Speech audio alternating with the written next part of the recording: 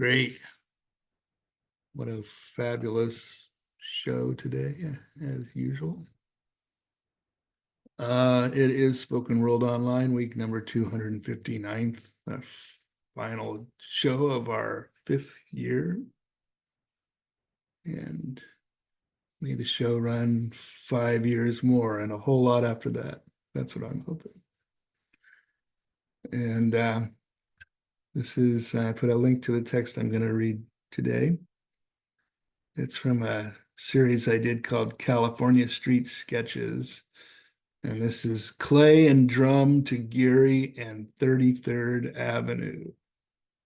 History explains why the One California line is designated first line of the San Francisco Municipal Railway, SF Muni.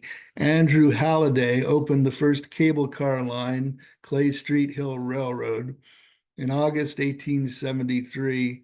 Prior to that, public transit up the hill was performed by horses who struggled pulling streetcars up Jackson Street from Kearny to Stockton Street.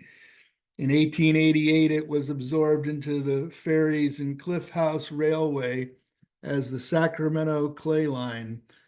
The California Street Cable Railroad, Cal Cable, founded by Leland Stanford, began operation in 1878 and remained the last independent cable car operator until acquired by SF Muni in 1951, along with the Hyde Street section of Cal Cable's O'Farrell Jones and Hyde line.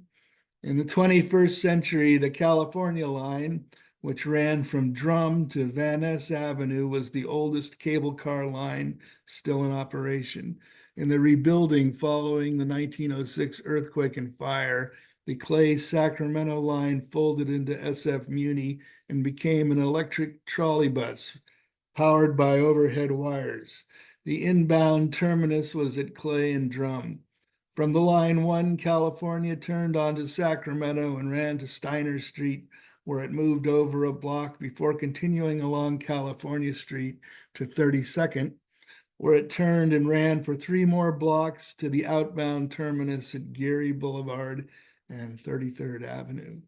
The return journey followed the same route until Franklin Street, where the bus turned onto Clay, then back downtown to Drum.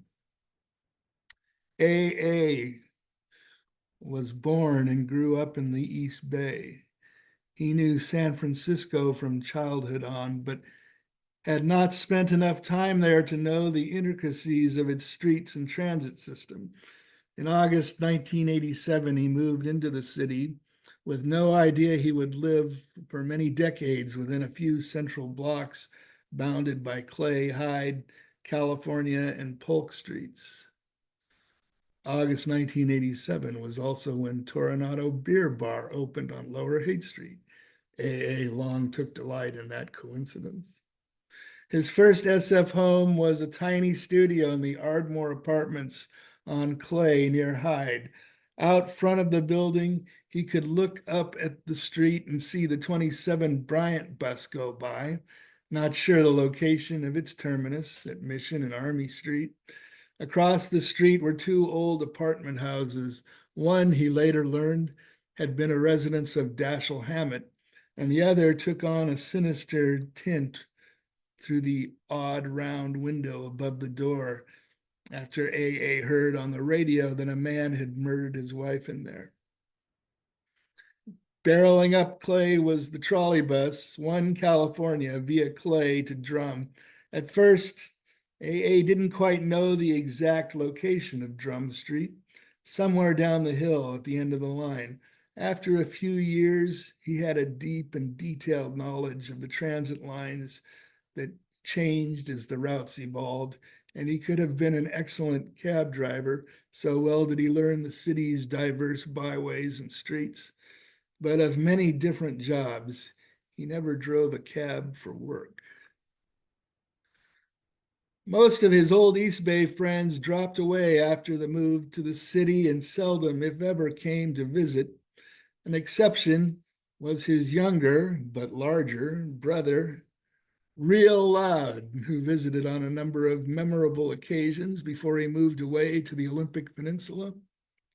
Real Loud was too loud for Northern California, so he went to Port Townsend, as far north as he could get without leaving the country, and he couldn't afford to leave the country. Sometimes Real Loud visited with his wife, and also occasionally in the company of one of his friends, who invariably were fellows even larger and louder than he. Such was Jackson, who was a merchant marine on brief leave. On his visit, AA and family, Real Loud and Mrs. Loud and Jackson went to lunch up at Yulee Restaurant on Hyde. In addition to the famous huge pot stickers, they ordered a ridiculous number of other dishes. Jackson noticed AA setting aside the hot red chili peppers from his helping of Mongolian beef. "You're not going to eat those?" he asked, incredulous. "Give them to me." On one of his solo visits, Real Loud got off the BART at Embarcadero Station, then took the One California to AA's Sacramento Street apartment. He took a seat up front amidst about a half a dozen Chinese grandmas. These old women were notoriously taciturn, but by the time they exited the trolley bus at Sacramento and Stockton, they were laughing and waving at Real Loud and wishing him happy bye-bye. That was the visit where Real Loud grabbed AA's guitar and went up the back steps to sit on the roof in the sun. He played and sang "Simple Man" and declared that if he lived there, he would be up on the roof all the time. In 1992, AA had to ride the One to the hospital on Capitol, California, near Cherry Street, to visit FL at his deathbed, a giant of the golden age of genre fiction, widely known as Grand Master of science fiction, fantasy, and horror. This dear friend also turned out to be the first dead man AA ever saw. First dead hand he ever touched. AA's older daughter, BR, rode to after-school programs at the old Jewish Community Center on California at Masonic with her friends, Eli and Abe, for lots of afternoon activities, like a play titled "It Could Always Be Worse." Abe, as the third rabbi, had the immortal line, "Take those animals out of the hut." AA repeated it often until one day young Abe forcefully said, "You shut up." Somehow they survived VR's years at Roosevelt Middle School, but they were never sure how. His wife, E, worked for years at a toy store in Laurel Village. Among her customers was the best-selling novelist, Ms. S., the opposite of San Francisco literati. She lived in a Pacific Heights mansion. Their daughter, little Evie, was born and raised in San Francisco and started riding the One California when still a baby. "I want to ride a bus," was her first complete sentence. While still a small child, both parents took full-time jobs, so little Evie spent her days with Tintin, a young Irish woman who looked after a group of small children in her home out in the Richmond on 33rd Avenue. Her mother rode her out there on mornings on the One. AA picked her up evenings, and they took the One back home. It was an especially tough schedule. AA was a coffee roaster and going to work very early in the morning. The coffee roasting plant was off Bayshore Boulevard, a long bus ride, and an even longer ride in the evenings to 33rd Avenue to pick up little Evie, then all the way back home on the One. She quickly learned the route and would amuse fellow riders by calling out the major stops. Divisadero, Fillmore, Van Ness.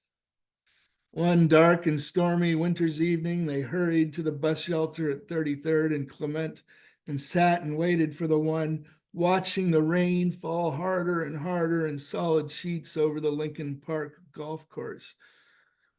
Too much water, Daddy, little Evie declared.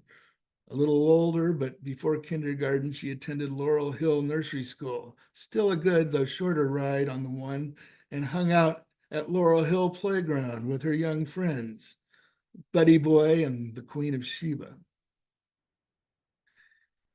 Years and decades passed. Real Loud died young up in Washington State. The kids grew up and moved away.